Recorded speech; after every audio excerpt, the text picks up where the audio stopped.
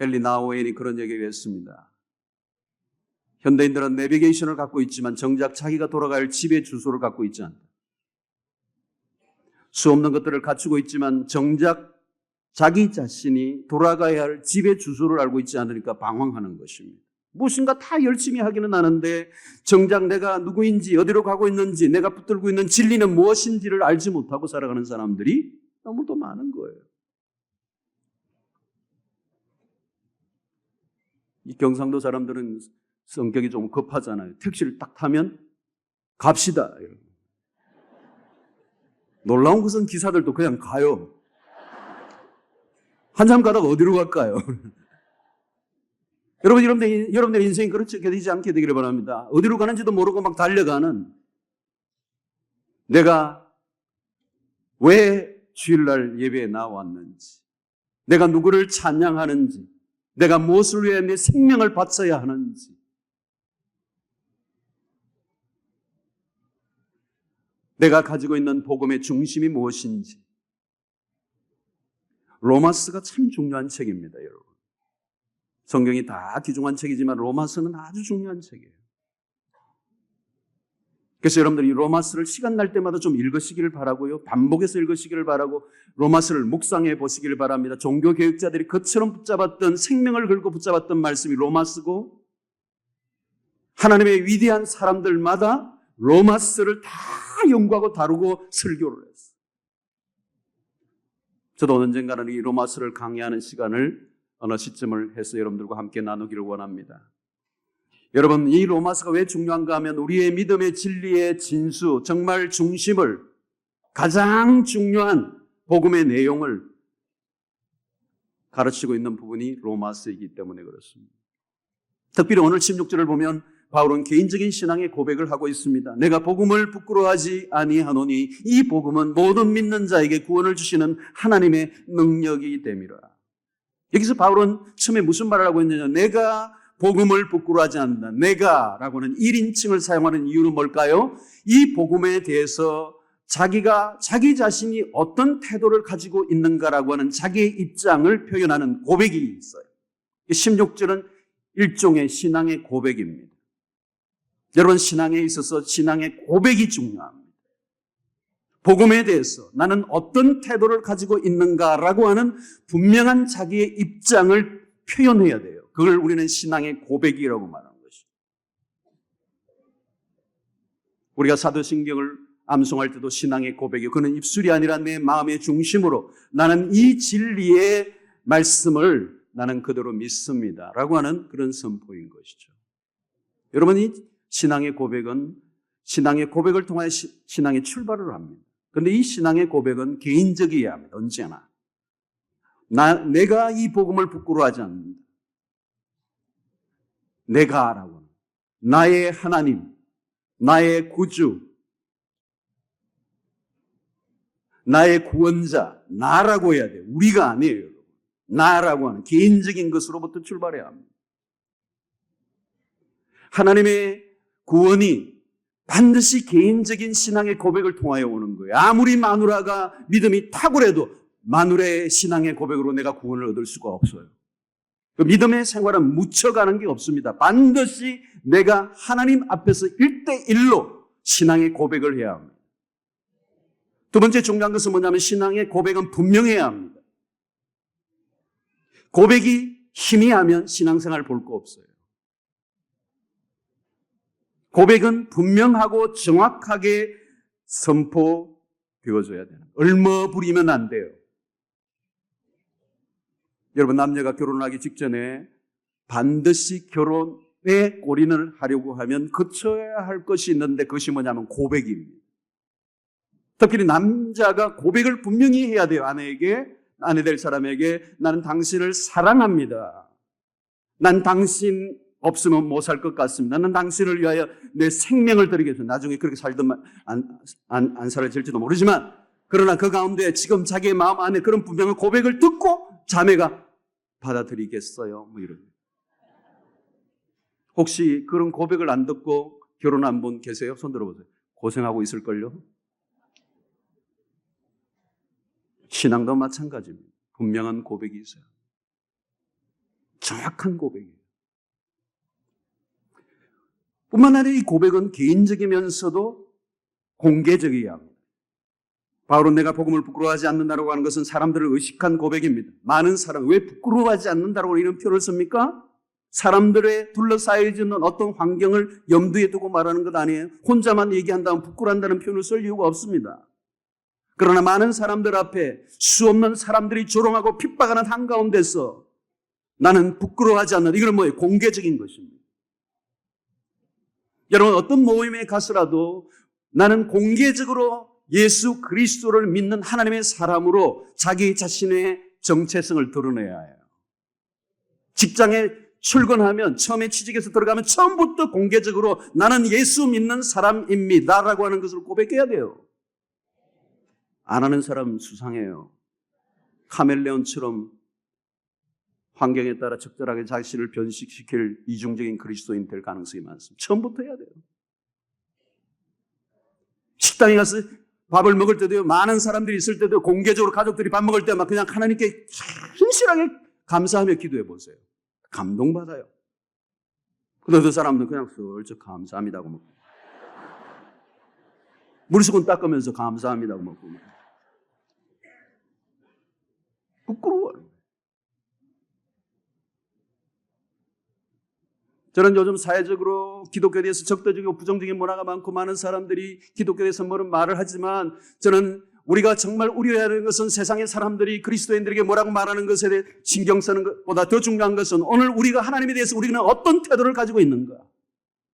우리의 분명한 신앙의 고백이 필요한 것이죠. 그래서 예수님은 가이사라 빌립보 지방에 이르렀을 때 십자가를 앞두고 제자들을 향하여 사람들이 나를 누구로 하느냐라고 묻고 난 다음에 단도직입적으로 제자들에게 너희들은 나를 누구로 하느냐라고 물었어요. 너희들은, 중요한 것은 사람들이 그리스도를 누구라 하느냐 하는 것이 중요한 것이 아니라 너희는 나를 누구로 하느냐. 너는 you.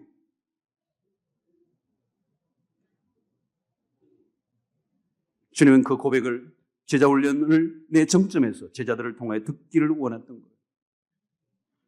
여러분, 오늘 여러분들에게 질문해 보시기를 바랍니다. 최근에 나는 예수 그리스도를 사람들 앞에서 공개적으로 분명하고 정확하게 시인하고 고백하고 내 자신의 신자됨을 드러낸 적이 언제였는가? 바울은 내가 복음을 부끄러워하지 않는다고 말합니다. 우리는 이 본문을 통해서 이 바울의 단어가 분명한 입장을 통하여 우리는 몇 가지 교훈을 얻을 수가 있어요. 특별히 우리는 이 말씀을 하고 있는 바울의 입장을 이해해야 합니다. 그 환경을 먼저 이해할 필요가 있습니다. 왜 내가 복음을 부끄러워하지 않는다라고 이런 표현을 쓸까요? 오늘날 같이 예수 믿는 사람들이 굉장히 많이 있는 이런 사회 속에서는 이런 말을 할 필요가 없습니다.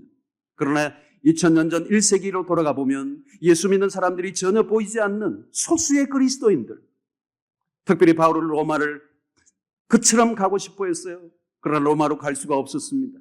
그렇지만 로마에 시작된 한 교회에 소수의 그리스도인들이 있다는 소식을 듣고 나의 몸은 비록 가지 못하지만 그들을 향하여 편지를 보내면서 그들의 복음이 얼마나 놀랍고 영광스러운가를 알려주기 위해서 바울은 로마서를 기록한 것입니다.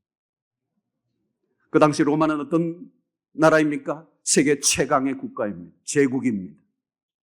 화려하고 번성하고 세상을 통치하던 로마, 거대한 로마를 향하여 그 로마 속에 있는 그리스도인들이야말로 세상적으로 보면 너무도 미미하고 볼 것이 없는 사람들이었어요. 그들은 누구입니까? 소수의 그리스도인들은 누구입니까? 유대 청년, 비식민지 국가의 유대 청년인 한 청년이 십자가에서 형장의 이슬로 사라져버리고 말았던 그 청년을 따른다라고 하는 것은 그 시대에 너무도 볼품이 없는 초라한, 부끄러울 것 같은 그런 환경 속에 바울은 그들을 향하여 내가 복음을 부끄러워하지 않는다.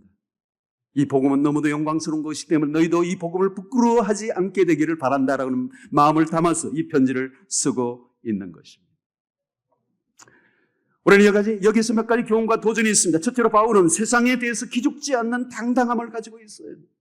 바울의 고백 안에는 거대한 로마의 문명 앞에 눈 하나 깜짝하지 않는 복음 안에서 중심이 잡힌 당당함이 있는 것입니다. 그처럼 당당할 수 있었던 힘은 무엇일까요? 대답은 간단합니다. 세상은 복음의 소망을 갖고 있지 않다. 세상에는 복음이 없어요. 세상의 허상을 정확히 읽고 있었습니다. 아무리 번영하고 성공하고 화려해도 거기에는 인간을 구원할 복음이 없다는 사실을 바울은 알고 있었습니다. 바울이 로마에 그렇게 가고자 했던 간절한 소원을 왜 가지고 있었을까요? 이유는 로마의 화려한 문명에 매료되어서 뭔가 구경거리가 있어서 로마에 가고 싶은 얘기가 아니에요. 로마의 힘을 이용해 복음을 증거하고자 하는 그 소원 때문에 바울은 로마에 그처럼 가고 싶어 했던 것이죠. 성도 여러분, 신자는 분명한 신앙 고백을 하려고 하면 세상의 실상을 분명히 이해해야 합니다. 세상이 어떠한가를 분명히 이해하고 있어요. 세상 안에는 복음이 없어요. 희망이 없어요. 여러분, 바울이 로마에 들어가고자 했던 이유는 딱 한 가지예요. 로마의 번성 속에 로마의 패망을 보았던 것입니다. 모든 길은 로마로라고 하는 말이 회자되고 있을 때 로마를 불허한 것이 아니라 로마의 열려진 길을 통해 예수 그리스도의 복음을 실현할 꿈을 꾸고 그는 흥분한 것이죠. 바로 이것이 바울이 복음을 부끄러워하지 않았던 첫 번째 이유예요. 세상은 복음이 없어요. 두 번째는 왜 복음을 부끄러워하지 않았습니까? 16절을 다시 보면 내가 복음을 부끄러워하지 않으니 이 복음을 모든 믿는 자에게 구원을 주시는 하나님의 능력이 됨이라. 복음은 모든 믿는 자에게 구원을 주시는 하나님의 능력이 됨이라. 여러분, 이 능력이라는 이 표현이 헬라어로 두나미스라고 하는 표현인데 이것이 오늘 우리가 영어로 쓰는 다이나마이트라고 하는 단어가 이 두나미스에서 나왔다라고 해서 우리가 잘 알고 있어요. 다이나마이트가 어떤 것입니까? 강력한 폭발력. 그게 터지면 아무도 그 파괴적인 힘의 영향력에서 벗어날 수 없이 영향을 받을 수밖에 없는 것. 그러나 여기서 말하는 두나미스는 긍정적 의미에서의 강력한 힘을 말합니다. 저는 여러분들 가운데도 이 하나님의 능력, 이 복음은 모든 믿는 자에게 구원을 주시는 하나님의 능력이 됨이라. 이 능력을 경험했기 때문에 여러분들의 삶이 바뀐 줄로 믿습니다.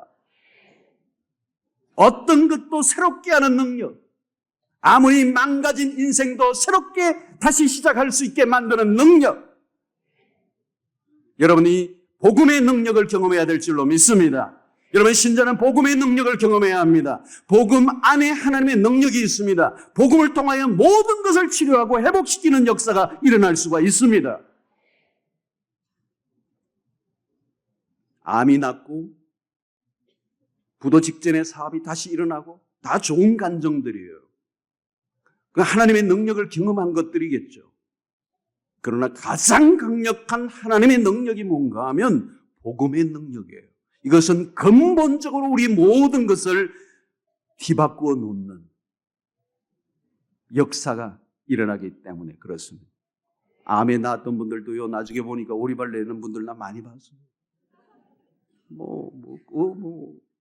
그러나 여러분, 복음의 능력을 경험하면요,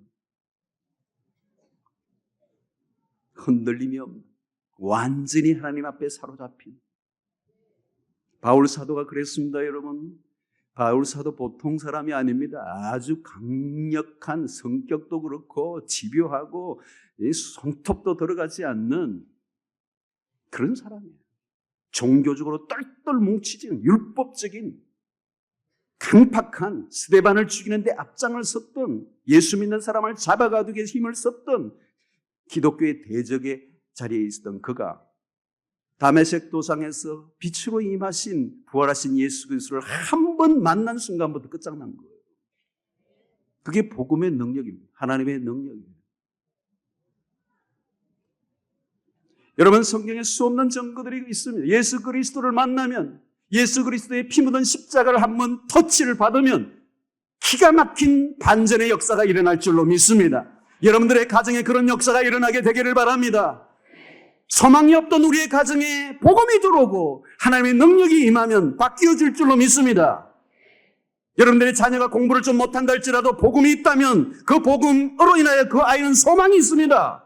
그러나 아무리 공부를 잘해도 복음이 그 안에 없다면 소망이 없습니다. 우리 가정의 자랑이 무엇입니까, 여러분? 복음 외에는 우리에게 길이 없어요. 그것은 하나님의 능력이 되기 때문에.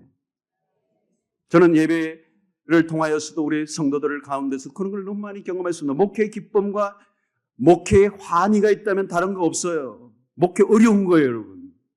안 해보셔서 모르시죠? 그러나 여러분, 목회의 감동과 기쁨과 말할 수 없는 보람이 있는데 그게 뭔가 하면 화려한 수사가 아니라 투박한 은으로 그저 예수 그리스도의 십자가의 복음을 전했는데 뒤집어지는 걸 보는 겁니다. 사람이 완전히 달라지는 거예요. 처음 올 때 얼굴이 아니에요. 우울증으로 정신과를 수없이 쫓아다니고 술로 모든 것을 달랬던 한 사람. 그냥 예배에 나와서 말씀을 듣고 뒤집어져서 그냥 뭐죠? 단번에. 술, 담배, 단번에. 여러분, 내가 끊으려고 한 분들 안 되더라고, 안 돼. 내가 하려고 한 건 안 돼. 복음의 능력이 다이너마이트 같이 막 임하면 한 번에 끝나요. 하나님의 능력은 그런 것입니다. 내가 하려고 했던 것이 안 되는데 되는 것입니다. 우리의 가정에 그런 복음의 역사가 일어나야 될 줄로 믿습니다. 이 복음은 모든 믿는 자에게 구원을 주시는 하나님의 능력이기 때문에 믿기만 하면 그런 역사가 일어난다는 거예요. 믿음을 가지세요.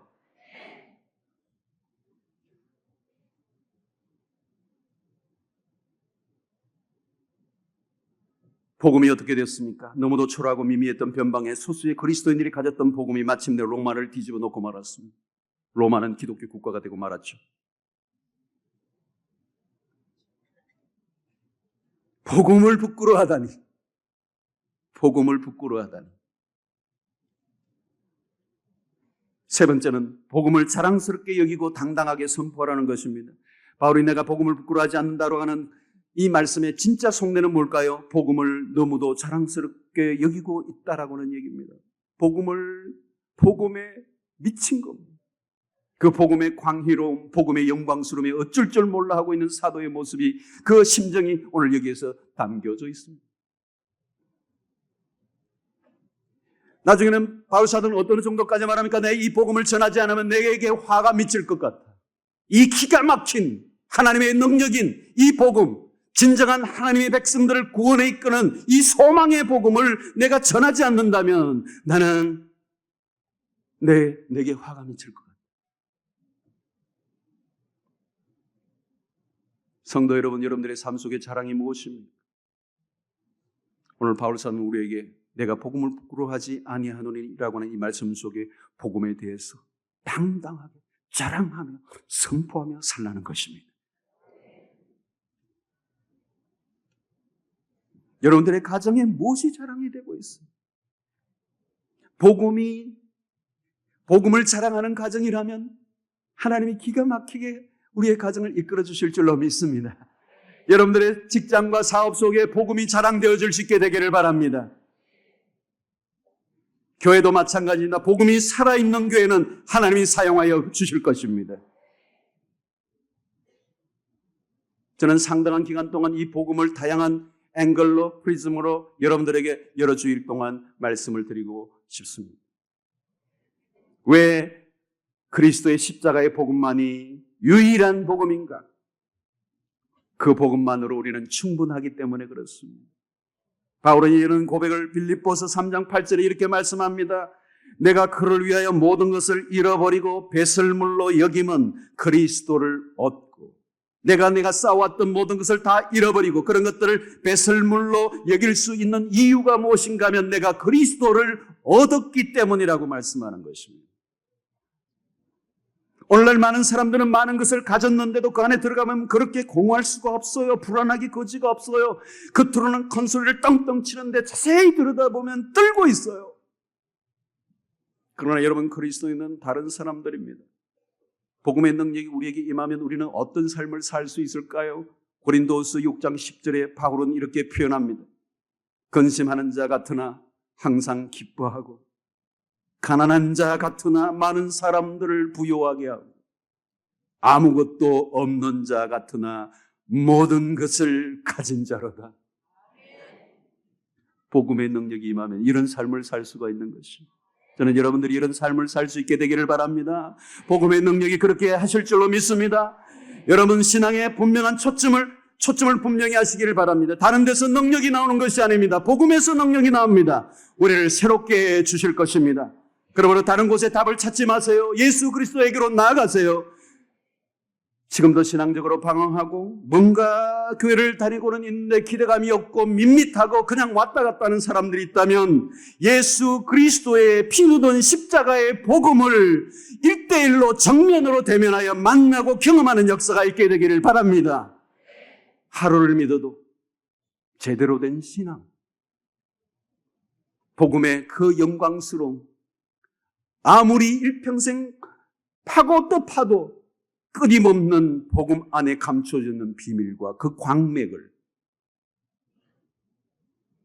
발견하고 그 안에서 황홀해하고 기뻐하고 즐거워하고 신바람이 나고 세상의 그 어떤 것에서도 짓눌리거나 기가 죽지 않고 복음을 가진 자로서 당당함을 누리면서 어디를 가나 이 땅의 소망은 예수 그리스도밖에 없다는 사실을 선포하면서 믿음으로 날마다 승리하는 주의 백성들 되기를 주의 이름으로 축복합니다. 하나님께서 우리에게 주신 최고의 선물은 여러분 뭘까요? 가장 위대한 선물은 무엇보다도 자유라고 할 것입니다. 하나님께서 인간을 만드시고 또 아름다운 에덴 동산에서 모든 것을 누리게 하시는 이 자유가 없다면 에덴 동산의 그 풍성함은 아무 의미가 없겠죠. 오늘도 우리의 삶 속에 자유가 없다면 여러분, 우리에게 주어진 돈이나 우리에게 주어진 어떤 것도 복이 될 수가 없을 것입니다. 하나님께서 인간에게 주신 최고의 선물은 역시 자유라고 할 것입니다. 이 자유를 인간에게 허락하신 것은 하나님에게 있어서는 어떤 면에서 굉장히 큰 모험이 될 수가 있는 거죠. 왜? 이 자유는 하나님에게 반역할 수도 있고 불순종할 수도 있는 가능성이 열려있기 때문에 그렇습니다.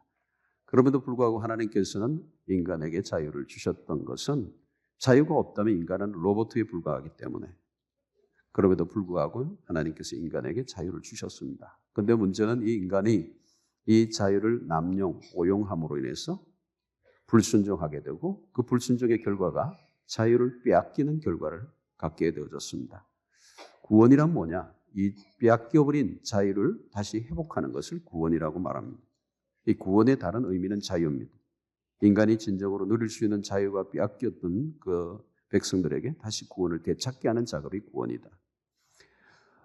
출애굽기를 우리가 보면 이스라엘 백성, 히브리 민족이 이 바로의 애굽의 폭정에서 노예 생활을 하다가 이제 하나님이 홍해를 가르시고 이스라엘 백성 가나안으로 이끌으시는 이 작업은 정치적 해방의 의미를 히브리 민족에 있지만 사실은 이것은 구속사적으로 사람들을 구원에 이끌어내는데 이것은 자유로의 회복을 아주 상징적으로 알려주는 귀한 사건이 바로 출애굽 사건입니다. 노예된 자가 이제 자유인이 되는 것. 이 안에는 구원의 드라마가 있습니다. 하나님께서 아들 예수 그리스도를 보내시고 우리를 죄의 종으로부터 마치 이스라엘 히브리 민족이 애굽의 종이 되었던 것처럼 오늘날 많은 사람들이 죄의 종이 되어 있는데 그 죄의 종으로부터 속박에서 풀려나서 자유를 얻게 하는 것. 그래서 예수 그리스도는 우리에게 자유를 주시기 위해서 오셨습니다.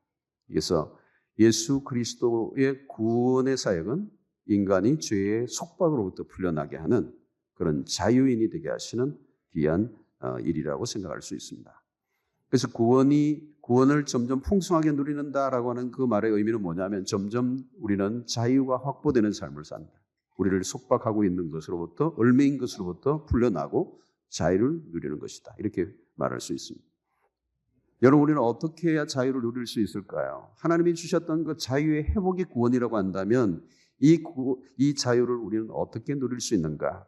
오늘 주님 우리에게 말씀합니다. 진리를 알지니 진리가 너희를 자유롭게 하리라. 참 이 구절은 너무너무 귀한 말씀. 진리를 알지니 진리가 너희를 자유롭게 하리라. 진리를 알면 그 진리가 우리를 자유롭게 할 것이다. 이 복음이에요. 복음. 굿뉴스입니다. 사람들이 자유를 누리지 못하는 이유가 뭘까요? 참된 진리가 아닌 거짓된 진리에 속으며 살고 있기 때문에. 여러분, 오늘 우리 주변에 널려져 있는 잘못된 거짓된 진리가 우리를 얼마나 많이 속이고 있습니까? 그거를 지기만 하면, 돈을 벌기만 하면, 성공을 하기만 하면 나에게 자유가 오고 행복이 올 것이라고 하는 거짓된 가르침들에 속으며 살아가고 있는 사람들이 얼마나 많이 있습니까? 여러분, 지식을 많이 가지면 정말 우리에게 자유가 올 거예요. 오히려 여러분은 어떤 것을 소유하면 소유할수록 그것에 속박을 당하고 불행해지는 것입니다. 우리를 자유롭게 하는 것은 세상의 이론과 거짓된 진리가 아니라 하나님의 참된 진리만이 우리를 자유롭게 할 수 있는 것입니다. 그래서 주님은 진리를 알지니 진리가 너희를 자유롭게 하리라 하셨을 때 여기서 진리를 알지니라고 하는 이 알지니가 굉장히 중요한 부분이에요. 여기서 진리를 안다라고 하는 이 동사가 아주 중요한 거예요. 이 동사는 히브리어로 야다라는 단어예요. 헬라어로는 기노스코라고 하는 그런 단어입니다. 이 단어는 독특한 단어예요. 그냥 안다라는 말이 아니에요. 그래서 창세기 4장 1절에 보면 이런 말씀이 있습니다. 아담이 그의 아내 하와와 동침함에 하와가 임신하여 가인을 낳고 할 때 여기서 하와와 동침함에라고 하는 이 단어가 야다라고 하는 단어예요. 진리를 알지니라고 할 때 이 안다라고 하는 이 단어가 아담이 하와와 동침함에라고 하는 이 단어가 있습니다. 그럼 이 말은 뭐냐면 동침한다라고 하는 이 말의 의미 안에는 뭐가 있습니까? 부부의 깊은 교제를 의미하는 것입니다. 아담과 하와가 얼마나 깊은 관계 속에 있는가를 말해주는 거예요. 그냥 지식으로 아는 것을 말하지 않아요. 제가 이명박 대통령을 아는 것을 말하는 게 아니에요. 왜 아는 게 문제예요? 저는 이명박 대통령을 너무나도 잘 알지만 이명박 대통령은 나를 몰라요. 그리고 내가 이명박 대통령에 대해서 아는 것은 그냥 신문에서 보았던 지식이라는 거예요. 그분과의 교감을 나누며 그분과의 사귐을 통해서 깊은 인격적 교제 속에 알아낸 알미 아니에요. 그게 아무 의미가 없는 거예요, 사실은. 그러면 오늘 진리를 알 때 그 진리가 우리를 자유케 한다라고 이 말을 할 때 진리를 안다라고 하는 이 말은 너무나도 중요한 거예요. 이 진리를 안다는 것은 구체적으로 어떤 것을 말하나요? 첫 번째로 하나님의 말씀에 대한 깊은 체험을 말하는 체험. 여러분, 밥에 대한 이론을 아는 것과 실제로 먹어본 사람은 달라요. 전기 이론에 대해서 막 공부한 사람과 실제로 그 전기를 만져서 감전돼 본 사람하고는 다른 거예요. 이것은 신앙의 세계에서도 큰 갈림길을 만드는 지점이에요. 진리를 안다라고 하는 것은 단순히 성경책을 들고 다닌다라고 하는 얘기, 어떤 성경 퀴즈에 답을 할 정도의 수준을 말하는 것이 아니라 하나님의 진리의 말씀이 내 안에서 피가 되고 살이 되는 과정을 말합니다. 내가 하나님의 말씀을 지식적으로 아는 것과 하나님의 말씀이 나를 사로잡고 있는 것은 다른 것입니다. 말씀을 경험한다는 것은 단순히 공부하는 것이 아니라 그 말씀이 내 안에서 강력한 내재화되면서 내 심령과 내 영혼을 바꿔놓는 위력을 경험하는 거예요. 여러분, 이 음식을 먹었을 때도 음식물이 위장으로 들어가 소화가 되고 나중에는 혈관을 통해서 영양소를 온몸에 공급함으로 말미암아 내가 먹었던 그 밥으로 힘이 나잖아요. 이건 이론이 아니잖아요. 그것을 과학적으로 분석해서 기호학을 만들고 무슨 논문을 만드는 게 아니라 실제적으로 내가 먹음으로 말미암아 그게 소화가 되고 그것이 영양소가 되어서 우리의 내 온몸에 퍼짐으로 내가 힘을 얻게 되는 것은 실제적이고 확실한 거예요. 이건 부인할 수 없는 거란 말이에요. 이게 말씀을 경험한다라고 하는 이 말은 뭘까요? 오늘 또 이 설교를 듣는 가운데 우리의 모든 사람들 안에 모두가 동일하게 일어나지 않지만 어떤 사람은 이 말씀이 나를 사로잡고 내 영혼에 강력한 일격을 가하면서 내 영혼에 뭔가가 막 일어나는 거예요. 작동하는 역사가 일어나는 거예요. 그래서 어떤 일들을 결정하게 되는데 그 말씀이 정확하게 역사하면서 그 어떤 일을 결정하는데 용기를 주고 뭐 이런 일들이 일어나는 것입니다. 여러분, 그냥 알고 있는 지식은 내 삶을 결정하는데 큰 힘이 되지 않았습니다. 여러분, 어떤 때는 지식이 우리를 더 비겁하게 만드는 경우가 많습니다. 머리에 있는 지성과 어떤 정보들이 내 삶을 바꾸어 놓는 것이 아니죠.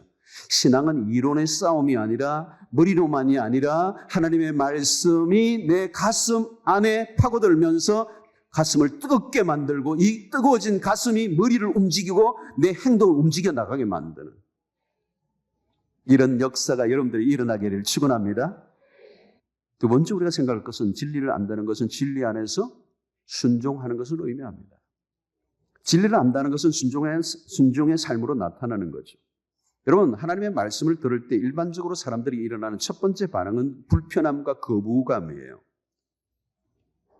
아마 여러분 처음 교회 나오신 분들은 잘 아실 거예요. 처음에 교회 와서 말씀을 들을 때 저 말대로 살면 망하는데, 그런 생각이 들 거예요. 하나님의 말씀과 내 삶의 현실이 맞지 않는 생각이 든다고요. 말씀대로 살면 망할 것 같은 얘기가 참 많아요, 사실은. 그래서 교회를 꽤 오래 다닌 분들도 이제 적당하게 타협을 하고, 말씀대로 다, 목사님 말씀대로 다 적용하면 망해. 그래서 적당한 선을 긋고 순종할 거는 순종하고, 내가 또 내 나름대로 살아갈 거는 살아가고, 이렇게 아주 정리가 잘 되어 계신 분들이 계시더라고요.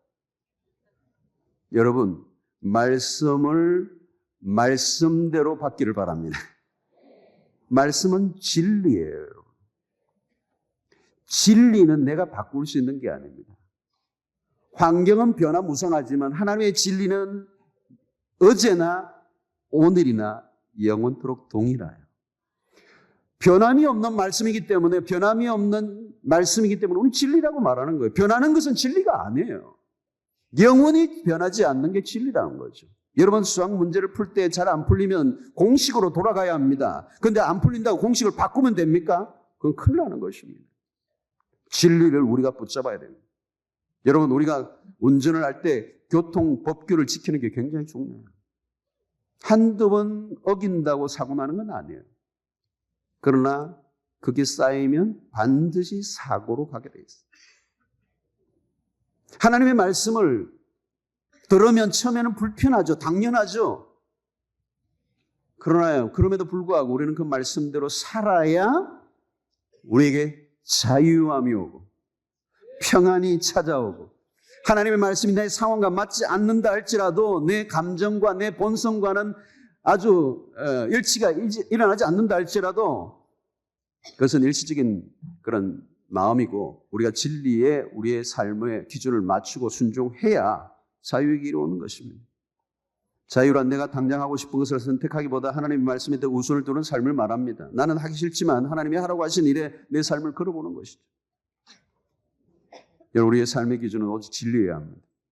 절대 기준은 하나님의 말씀. 때로는 불편하게 여겨지지만, 내 본성과 반하지만, 일시적으로는 힘들지만 하나님의 말씀에 적극적으로 순종할 때 하나님께서 우리에게 놀라운 자유를 주실 줄로 믿습니다. 이게 반대 정신으로 자꾸 사는 노력을 해야 돼요. 내 본성과 반대되는 삶을 살아요.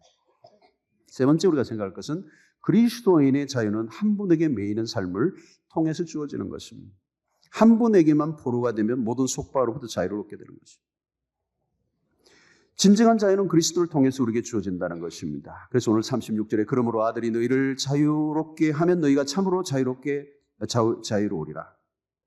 바울 사도는 언제나 자신에 대해서 이런 자기를 그렇게 소개합니다. 나는 그리스도의 종된 바울이다. 나 바울.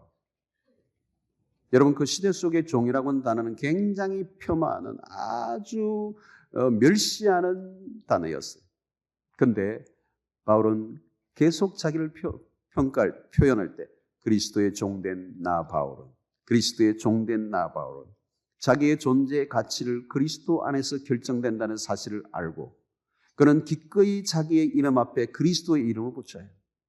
그래서 그의 서신을 보면 끊임없이 무슨 말이 자주 나오느냐면 그리스도 안에서, 그리스도 안에서, 그리스도 안에서. 이 바울 서신을 읽어보면 얼마나 이 단어를 많이 쓰는지 몰라요. 그리스도 안에서, 그리스도 안에서, 그리스도 안에서, in Christ, in Christ, in Christ, in Christ, 엔토 크리스토스, 엔토 크리스토스. 이건 헬라어입니다. 엔토 크리스토스. 여러분, 그리스도 안에서 강조하는 이유가 뭡니까? 바울은 그리스도 안에서 자기의 존재를 확인할 수 있었고, 그리스도 안에서 자기의 정체성을 확인하고, 그리스도 안에서 자기의 만족을 누리고, 그래서 죄인 중에 괴수다, 나는 만삭되지 못하여 난자 같다, 마치 덜 떨어진 아이와 같다, 뭐 이런 표현들을 막 하는 이유가 뭘까요, 여러분? 그럼에도 불구하고 자신의 과거의 수치를 드러내는 이유는, 자기의 연약함을 자랑하는 이유는 어디에 있습니까? 자기는 이제는 더 이상 다른 사람의 평가와 다른 사람의 비난과 다른 사람의 칭찬에 연연하지 않는 그리스도 안에서 자기의 존재를 확인하는 이 진리를 그가 발견했기 때문인 것입니다. 여러분, 오늘 이 자리에 오신 여러분, 오늘 우리의 삶을 왜 우리가 자유롭게 살지 못하게 만듭니까? 우리를 부자연스럽게 만드는 일들이 왜 많습니까? 우리 안에 뭔가 두려움이 있는 거예요. 어떤 사람들에게 정당한 평가를 받지 못할 것에 대한 두려움이 있어요. 다른 사람의 어떤 평가에 굉장히 예민해져 있어요. 좀 더 인정을 받기 위해서, 뭔가로 쌓아가면서 나의 존재를 드러내고 돋보이기 위해서. 그래서 어떤 사람은 명함을 보고 명함이 굉장히 복잡해요. 그 앞에 모자라가 뒤에도 써놨어. 굉장히 불안한 거예요. 불안한 거예요. 존재의 불안함이 있는 거예요. 자신 안에 어떤 두려움이 있는 것이죠. 자신 안에 뭔가 노예적 묶여있는 삶이 있는 것입니다. 여러분, 우리의 이 바울에게서 발견한 것은 뭡니까? 그리스도에게 속한 자로서, 그리스도 안에 있는 자로서, 그 안에 자유를 얻는, 그 안에서 나의 나됨을 평가하는, 여러분, 예수 그리스도에게 온전히 매게 되면 우리의 영의 자유가 찾아오는 것입니다. 다른 사람의 평가가 그렇게 중요하지 않아요. 다른 사람이 나에 대해서 뭐라고 말하느냐가 그렇게 중요하지 않는다는 거예요. 비교에 의해서 내 삶이 날마다 열등감과 우열감 속에 왔다 갔다 하는 그런 삶을 살지 않는다는 것입니다. 자신을 드러내기 위해서 애를 쓸 이유가 하나도 없는 것이죠. 언제나 그리스도 안에서 당당함과 그리스도 안에서 자유함과 그리스도 안에서의 그런 만족감을 가지고 살아가고 있는 것입니다. 이것은 여러분 어디에서 오는 것입니까? 그리스도 안에 속할 때, 그리스도에게 매인자가 될 때. 여러분, 우리 안에 육체의 소욕이 얼마나 날마다 일어나고 있습니까? 어떻게 이길 수가 있습니까? 어떻게 우리가 죄와 싸워 이길 수가 있겠습니까, 여러분? 어떤 사람은 술을 좋아하면서 술집 앞에서 이기게 하옵소서 그러다 들어가고 말이죠. 술병 막 흔들면서 먹지 않게 하옵소서 그러다가 마셔버리고 말이죠.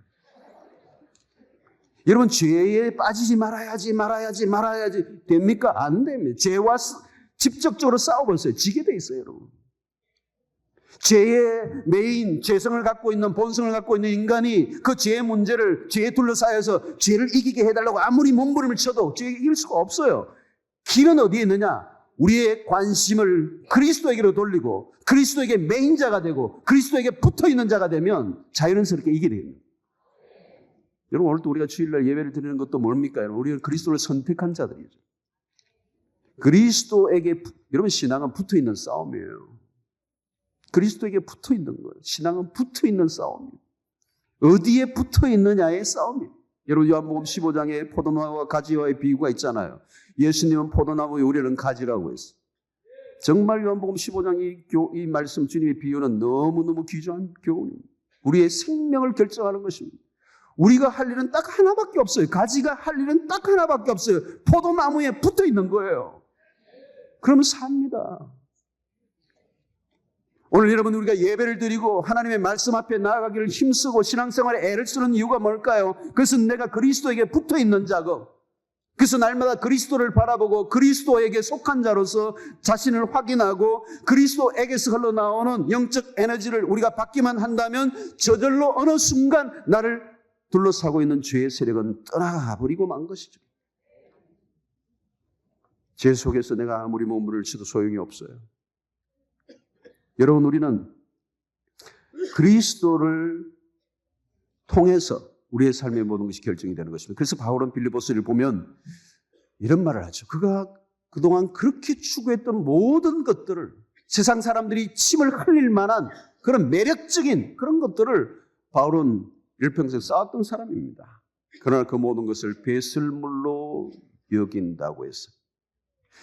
그 모든 것을 배설물로 여기는 이유를 그 다음에 말씀하고 있는, 그게 뭐냐면 배설물로 여기는 것은 그리스도를 얻고라는 표현을 쓰고 있어요. 그리스도를 얻은 자만이 그런 것들을 배설물로 여길 수가 있어요. 그 모든 자기를 오늘 세상의 사람들을 속박하고 있는 그거를 얻어내기 위해서 몸부림을 치는 그 모든 것으로부터 바울은 자유를 얻는데 그 자유를 얻던 이유가 뭐냐? 그리스도를 얻었기 때문에, 그리스도 안에서 만족을 누리기 때문에. 여러분, 그리스도는 우리에게 진정한 만족을 주시는 분이세요. 그분은 충만하신 분이세요. 그리스도 한 분만으로 충분하다는 고백이 우리에게 나올 수 있는 분이세요. 후회가 없어요, 여러분. 그리스도를 얻고 나면 모든 내가 움켜쥐고 있는 것으로부터 자유케 되는 은혜가 주어지게 되는 것입니다. 그러므로 여러분, 오늘 우리를 사로잡고 있는 수 없는 것들이 많이 있어요. 신앙생활을 한 발만 이렇게 더 걸치고 뺄 듯 말 듯 엉거주춤 대충 신앙생활 하면요, 이것도 아니고 저것도 아니에요. 요즘 저는 보니까 이 세상에 말이죠, 막가요, 막가. 이 신문이나 이런 이 언론을 보십시오. 야, 어쩜 이런 일이 일어나냐. 그런 일들이 얼마나 많아요. 어떻게 이런 일이 TV도 그런 프로 있는 것 같아요. 이럴 수가 하여튼 세상에 어찌 이런 일이 그런 거 비슷한 거 하나 있죠. 별일이 다 있는 걸 하는데 안 좋은 별일이 많은 거예요. 기가 막힌 일들이 있어요. 이 세상이 이게 지금 마지막 때라는 걸 보여주는 것 같아요. 그런데 여러분, 어제도 말도 하기 싫네. 여러분, 그런 이 별 것들을 다 보면서 그게 여러분 남의 얘기가 아니에요. 결함이 있는 인간의 모습이에요. 멀리 있는 얘기가 아니라는 거예요. 누구의 모든 사람들의 죄인된 인간의 본성 안에 있는 욕망의 그 깊은, 그 뿌리 깊은 그 죄의 작동들이 누구에게나 일어날 수 있는 은밀한 욕망의 문제는 우리를 부자연스럽게 하고 언제 어디서 무슨 사건이 일어날지 모르는 별 일이다. 요즘 교회 안에서도 별 일이 다 일어나요.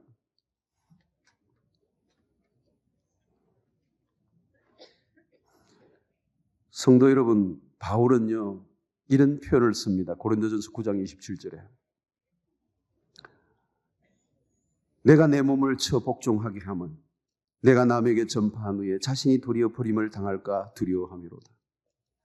자, 대단한 얘기를 했어요. 바울이 누굽니까, 여러분?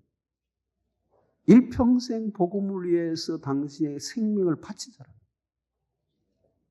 진짜 모든 것을 배설물로 여기고 복음만을 위해서 진짜 수만 킬로를 일평생 아시아와 지중해 연안을 생명을 걸고 다녔던 사람인데 이 표현을 쓰고 있는 거예요. 내가 내 몸을 쳐 복종하게 하면 내 안에 찾아오는 수 없는 욕망과 내 안에 있는 모든 죄성과 내 안에 찾아오는 더럽고 거짓된 것들로부터 나를 지켜내기 위해서 나는 날마다 나를 쳐 복종한다. 나를 날마다 컨트롤하기 위해서 몸부림을 치는, 이게 복식 용어잖아요. 내가 내 몸을 쳐 복종하면 복식 용어예요. 상대방을 코너에 몰아서 완전히 KO패를 시키는 그 누구를, 자기 자신을 철저하게 죄와 싸워서 승리하는, 그래서 내가 남에게 전파한 후에 자신이 도리어 버림을 당할까 두려워하는 마음이 바울에게도 있었다. 장사 없어요. 영혼을 거슬러 싸우는 육체의 정욕을 제어하라고 말씀하는 것입니다. 사랑하는 성도 여러분, 오점 자유를 잃어버린 자유인들이 너무도 많아요. 노예적 삶을 살아가는 비참한 사람들의 모습을 우리가 바라보고 있습니다. 여러분, 나를 속박하고 있는 것이 어떤 것입니까? 무엇이 나를 사로잡고 끌고 가고 있습니까? 어떤 것에 자유를 잃어버리고 피곤한 삶을 살아가고 있습니까? 출처를 알 수 없는 거짓된 진리에 더 이상 속지 않게 되기를 바랍니다. 우리 안에 있는 죄의 본성과 욕망을 그대로 두면 이거는 그냥 막 야생마처럼 날뛰게 돼 있어요. 그러므로 여러분, 진리를 단순히 머리로만 아니라 온몸으로 경험하는 말씀의 능력을 체험하는 은혜가 있게 되기를 축원합니다. 내 마음에 이끌리는 대로 살 것이 아니라 철저히 하나님의 말씀에 순복하는 은혜가 있게 되기를 바랍니다. 내 감정은 아니라고 할지라도, 내 본능은 그것을 거부한다 할지라도 말씀의 기준에 전적으로 순종하면 반드시 자유가 올 것입니다. 하고 싶지만 하지 않을 자유를 훈련해야 합니다. 저는 오늘 이 시대가 하고 싶지만 하지 않을 자유를, 무한히 모든 것이 열려있는, 너무도 풍요로운, 너무도 자유가 넘쳐 흐르는 이 시대 속에 우리가 훈련해야 하는 것은 할 수도 있지만 하지 않을 자유를 선택할 때 하나님께서 우리에게 큰 은혜를 주실 줄로 믿습니다. 여러분, 이것은 훈련을 해야 돼요. 끊임없이 훈련해야 돼요. 셀프 컨트롤을 해야 됩니다. 감정이나 본능을 따라 행동하면 안 되는, 그건 망하는 거예요. 망하는 거예요. 진리를 따라 살아가는 삶을 살 때 자유가 온다는 사실을 우리가 기억하고, 그 선택은 내가 하는 겁니다. 그 선택은 내가 하는 겁니다. 무엇보다도 그리스도에게 속한 자들이 되시길 바랍니다. 적극적으로 그리스도에게 이끌리는 삶을 사시기를 바랍니다. 그리스도에게 빠지시기를 바랍니다. 그 안에서 만족을 누리시기를 바랍니다. 그 안에 모든 것이 들어있어요. 그리스도 안에 모든 게 들어있어요. 그러므로 우리는 날마다 그리스도에게 붙어있는 자가 되어야 돼요. 그리스도를 생각하고 그리스도를 묵상하고 그리스도를 위하여 애를 쓰며 살아가게 될 때 하나님께서 우리에게 자유를 주실 줄로 믿습니다. 그리스도가 우리에게 자유를 주세요. 진리가 우리를 자유케 할 것입니다. 그래서 우리는 그 자유 안에서 구원의 풍성함을 날마다 누리는 저와 여러분 되시기를 주의 이름으로 축원합니다.